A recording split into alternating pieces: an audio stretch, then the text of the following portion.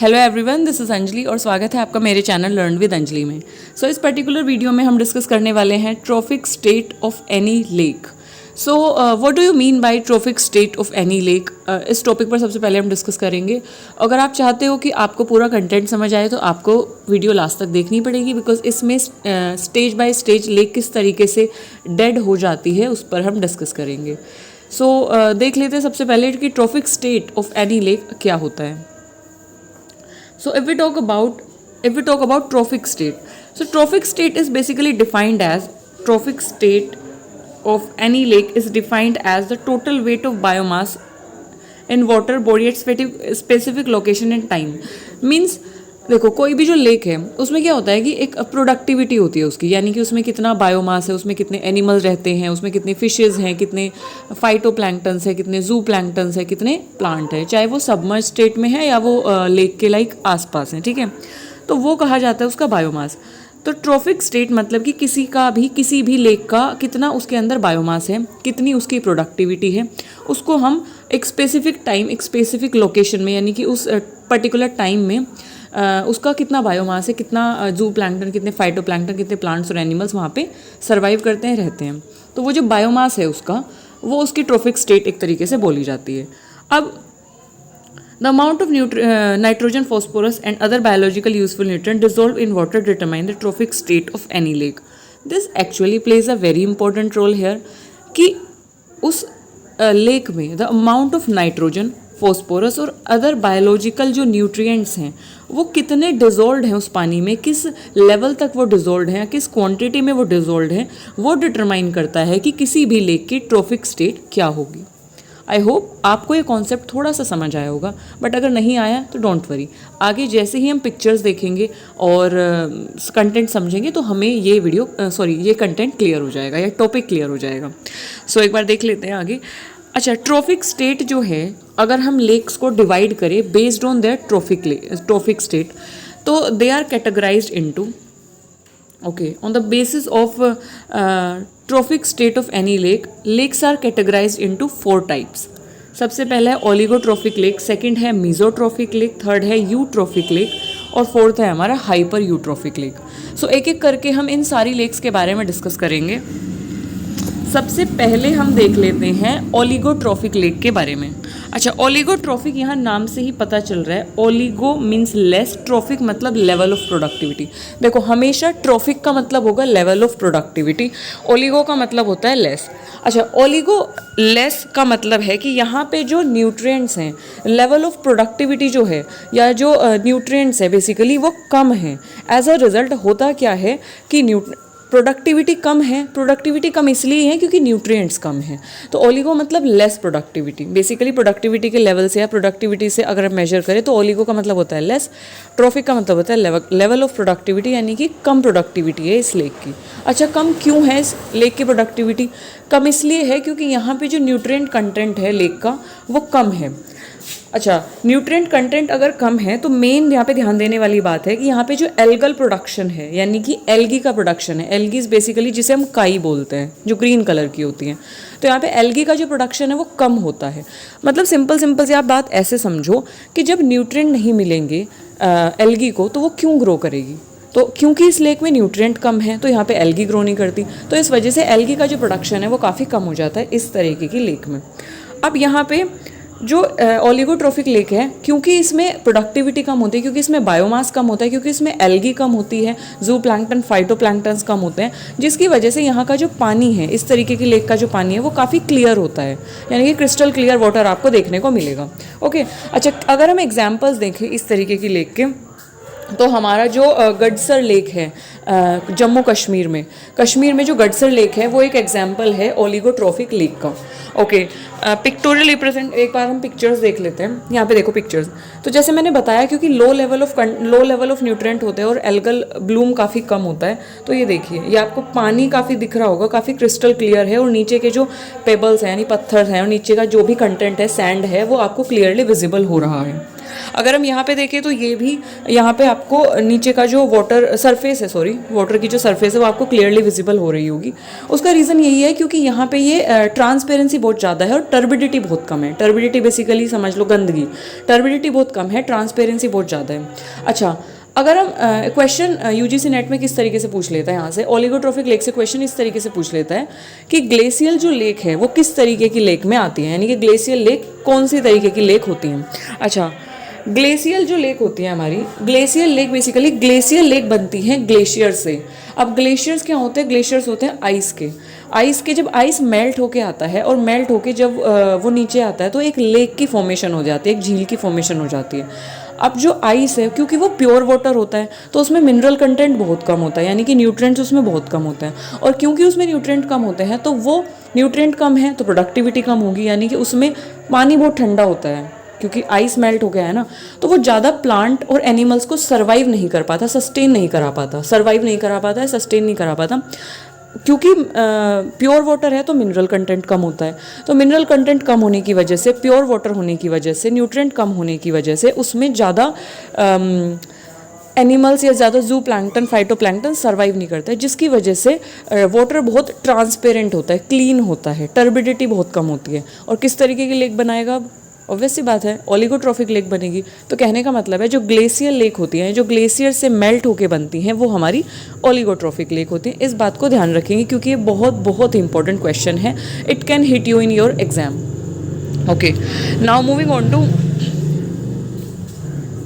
On to next one is mesotrophic lake. तो यहाँ पे मीज़ो का हमेशा मतलब होता है मिडल। मैंने आपको जब एटमॉस्फेयर की लेयर्स बताई थी तो उसमें भी बताया था मीजोस्फेयर।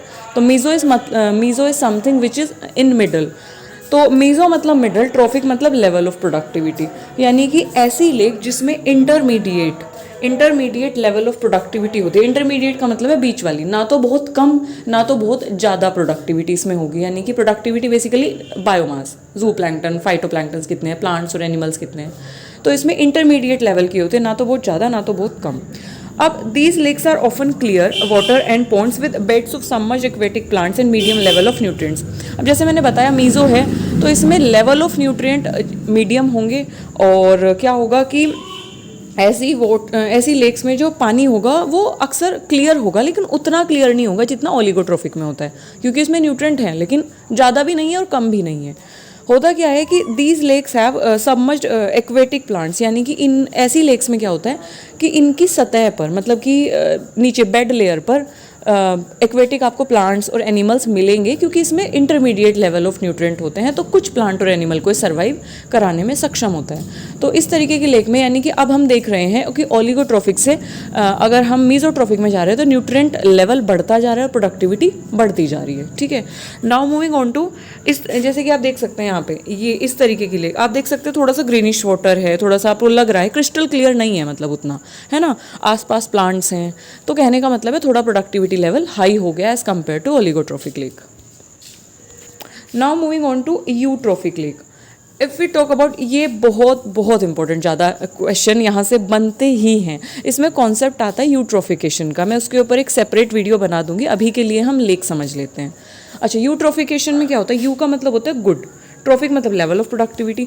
अब ऐसी लेक में क्या होता है, it have high level of productivity due to excessive concentration of nutrients specially nitrogen and phosphorus. Question कैसे बनता है, देखो इसमें होता क्या है ऐसी लेक में कि यहाँ पे बायोलॉजिकल प्रोडक्टिविटी, यहाँ पे इस लेक की प्रोडक्टिविटी ज़्यादा होती है, मीजोट्रॉफिक से बहुत ज़्यादा होती है। ठीक है, क्योंकि यहाँ पर जो न्यूट्रिएंट्स हैं उनका कॉन्सेंट्रेशन, उनकी मात्रा बहुत ज़्यादा होती है। अब कौन से न्यूट्रिएंट्स, मेनली नाइट्रोजन और फॉस्फोरस। ठीक है, अच्छा क्यों होता है उनकी प्रोडक्टिविटी ज़्यादा, रीज़न ये होता है क्योंकि यूट्रॉफिक लेक में जो पानी आता है वो अक्सर एग्रीकल्चरल एरियाज से आता है। जो हमारे आसपास खेत होते हैं ना, तो खेतों में हम खाद डालते हैं, फर्टिलाइजर्स का यूज़ करते हैं, तो फर्टिलाइजर्स में हमारे नाइट्रोजन और फॉस्फोरस का कंटेंट होता है, तो वहाँ से जो बह के पानी आता है वो ऐसी लेक्स में आ जाता है, जिसकी वजह से उस लेक में न्यूट्रिएंट्स या जैसे कि नाइट्रोजन है, फॉस्फोरस है, उनका कंटेंट बहुत ज़्यादा हो जाता है, जिसकी वजह से यहाँ पे एल्गल ब्लूम होने लगता है, मतलब कि काई एक तरीके से होने लगती है, और उसकी वजह से एनिमल्स भी आ जाते हैं, जू प्लैंकटन्स भी आ जाते हैं, तो इसकी प्रोडक्टिविटी बहुत ज़्यादा हो जाती है।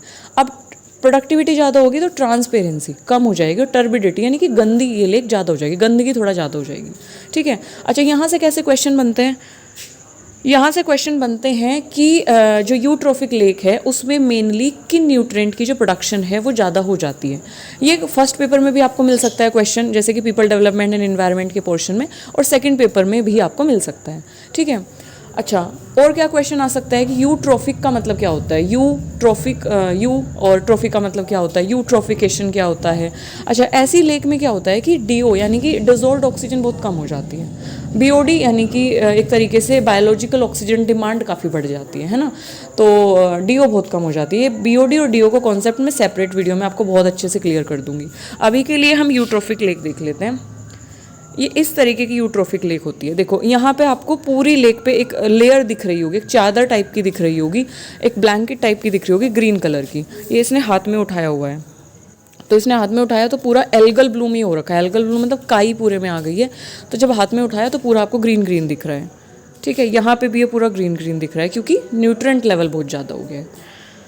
Now moving on to hyper eutrophic lake. अच्छा हाइपर यूट्रोफिक लेक मतलब extreme level of nutrient. Hyper का मतलब होता है हमेशा एक्सेस, एक्सेस मतलब बहुत ज़्यादा, मतलब अत से ज़्यादा। ठीक है, जैसे बोलते हैं ना कि हाइपर मत हो ज़्यादा, है ना, तो हाइपर मतलब excess. Hyper excess eu good trophic level of productivity, यानी कि यहाँ पे जो है यू ट्रॉफिक जो गुड मतलब गुड लेवल ऑफ न्यूट्रेंट थे कि हाँ इतना एडिक्वेट चल जाएंगे, उससे भी बहुत ज़्यादा हमारे न्यूट्रेंट हो जाते हैं।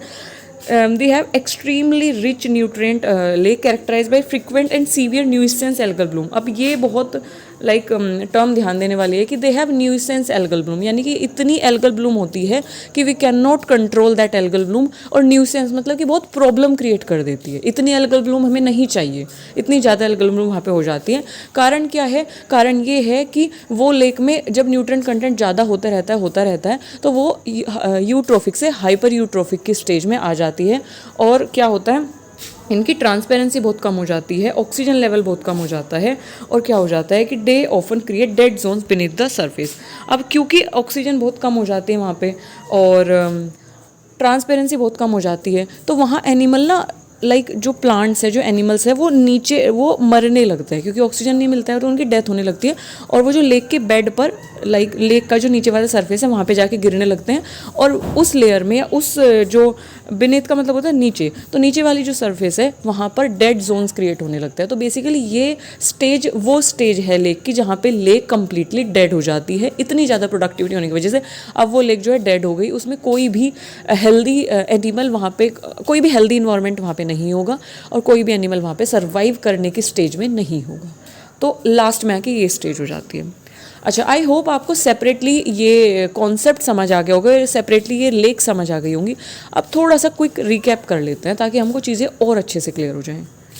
देखो कोई भी जो लेक होती है ना, वो स्टार्टिंग में क्या होती है, बहुत क्रिस्टल क्लियर उसका वाटर होता है, इस तरीके से होती है कुछ, वो क्रिस्टल क्लियर वाटर होता है। वो स्टार्टिंग में ओलिगोट्रोफिक होती है, वाटर बहुत क्रिस्टल क्लियर होता है, ब्लू होता है, पेबल्स दिख रहे हैं, इतने ज़्यादा उसमें न्यूट्रेंट है नहीं और इतने ज़्यादा उसमें एनिमल और प्लांट है नहीं।